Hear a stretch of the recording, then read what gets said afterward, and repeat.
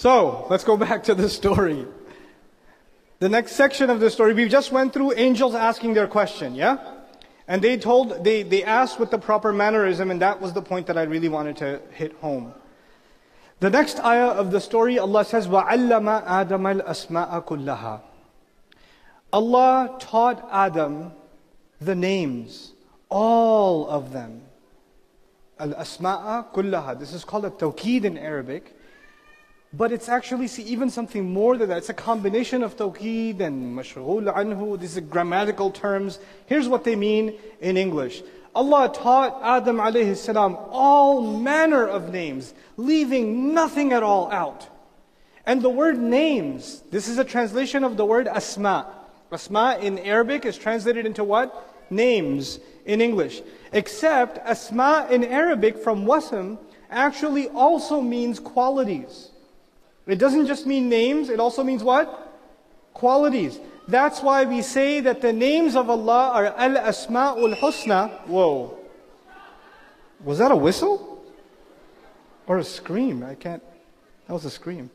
That was intense. Okay. So the names of Allah are actually the qualities of Allah, aren't they? They're attributes of Allah. And they're not called Awsafullah, they're called Asma'ullah, the names of Allah.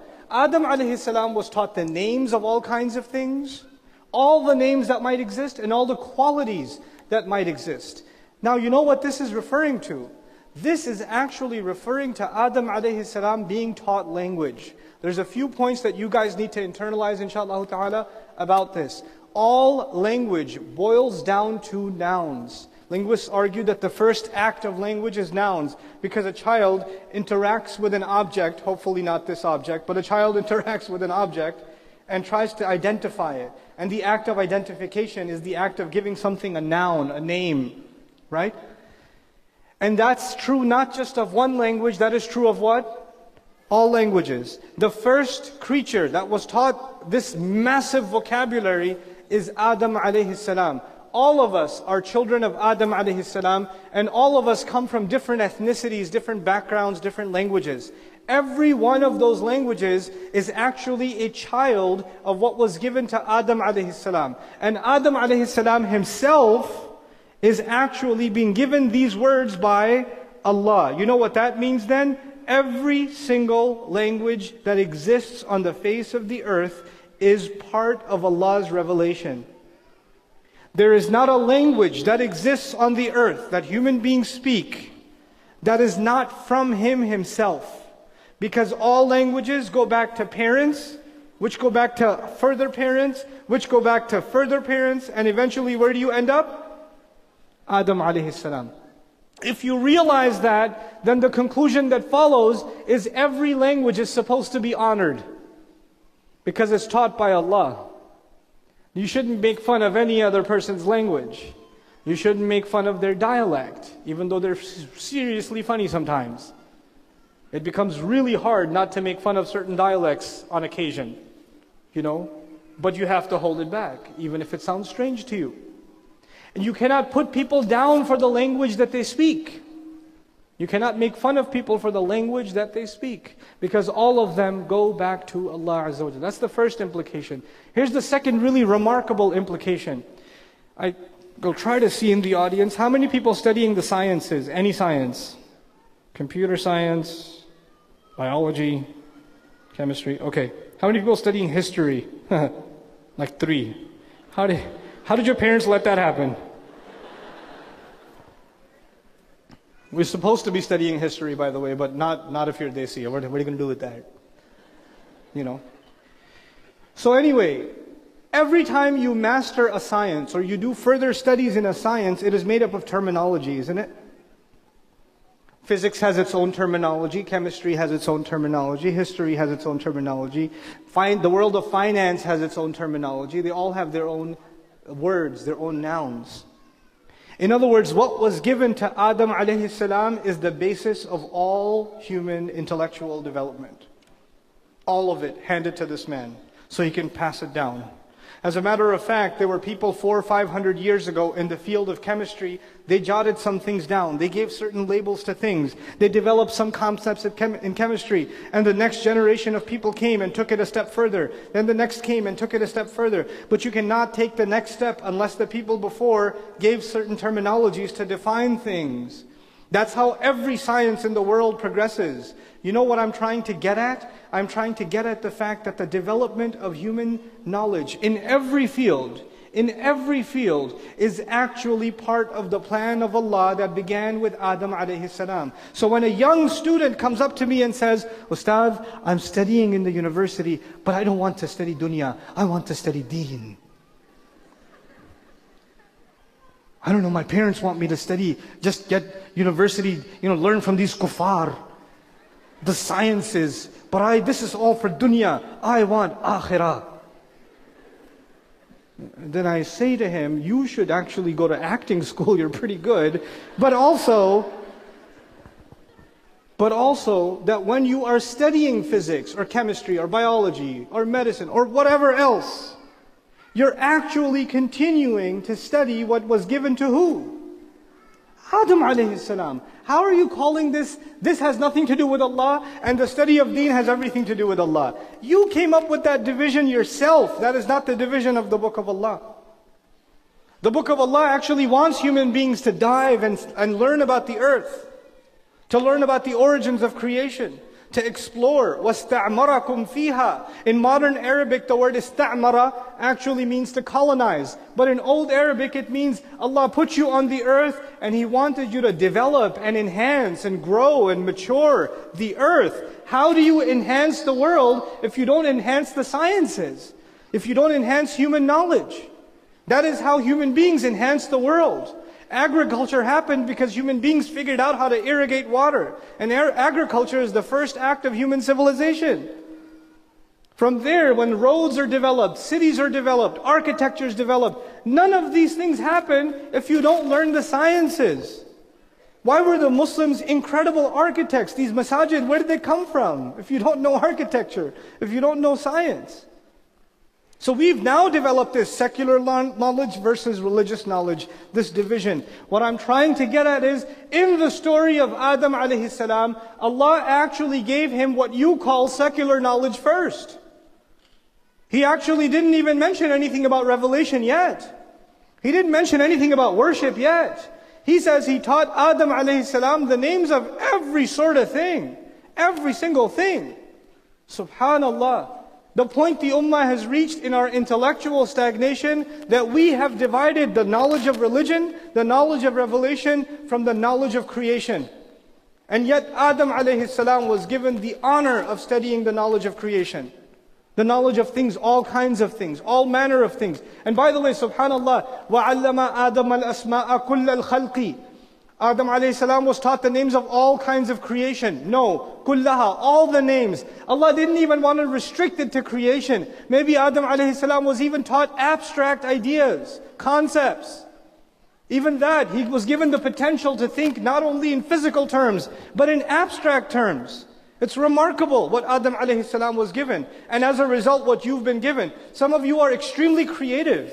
Some of you are really good with the arts. Some of you are very poetic. Some of you have a real knack for history.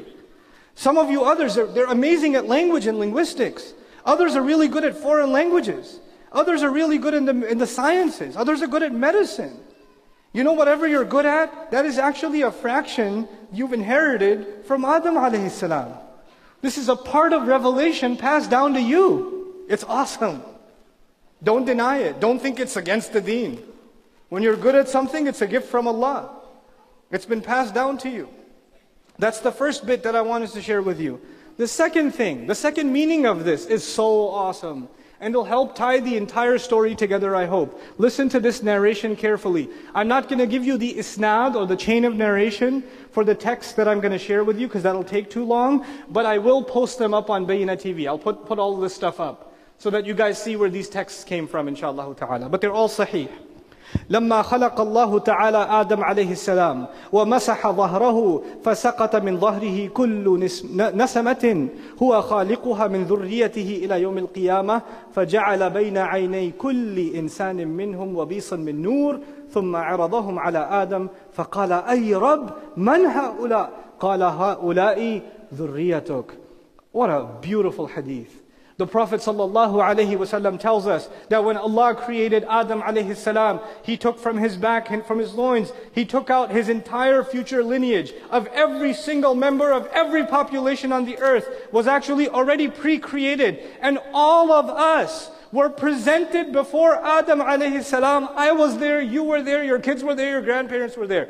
Every one of us was there. And Adam alayhi salam is in shock. Ay Rabb, man haula? My master, who are these people? He said, these are your kids. These are your kids. Now look at this ayah. Allah taught Adam the names of what? Which names? All the names. Guess what? Adam knows my name, alayhi salam. Adam knows your name. Adam knows the name of your kids. He knows the name of your parents and their parents. And who taught him those names? Allah did. Allah taught Adam alayhi salam every single child of Adam's name. What did I say? What does the word ism mean? Does it only mean name? Does it also mean quality? Oh my God. Adam alayhi salam knows the people that have a short temper, their quality. Allah knows that Fatima is actually really smart and very artistic. He also knows that Kareem is really mathematical, but also gets a little hasty sometimes. He knows your names and He knows your what? Your qualities, like a good father should. Like a good father should. Adam alayhi salam was given something amazing. That must have taken a while. That must have taken a while.